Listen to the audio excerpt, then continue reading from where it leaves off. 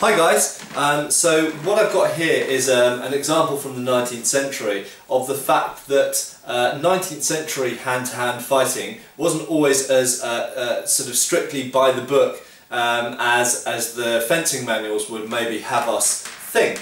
When we look at medieval treatises, we see that swordplay is mixed with grappling, and there's a greater complexity of techniques, shall we say, or a different range of techniques for dealing with different types of opponents and different scenarios.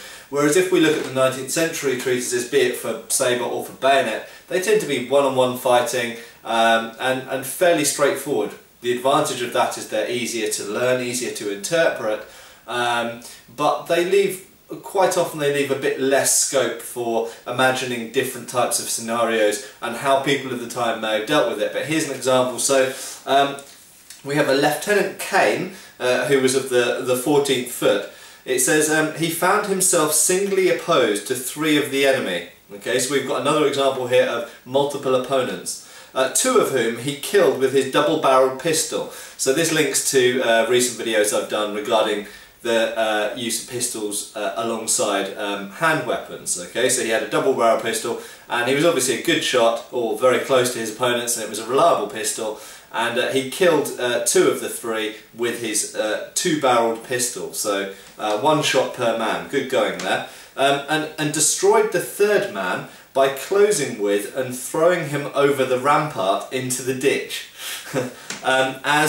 So he threw the guy over a wall, basically. He shot the first 2 and threw the 3rd one over a wall. As the lieutenant had found that his sword could not make any impression through the armour of the Jap, which was worn over a cotton jacket. So he's fighting opponents here who are actually wearing padded cotton armour, essentially a gambeson. And he's using, presumably, an infantry officer's sabre, which I've shown many examples of in previous videos. And it's interesting because on one hand he maybe he wasn't a great swordsman, but he didn't think laterally in terms of how to use the sword against someone who's wearing armour, so thrusting the guy in the face or thrusting him in the armpit or such like. Or maybe just the opportunity presented itself to him that he thought, you know, I can chuck this guy over the wall. So there we go. There was roughy-tufty, rough and tumble grappling mixed in with swordplay in the 19th century, just as there was in the medieval period. Cheers!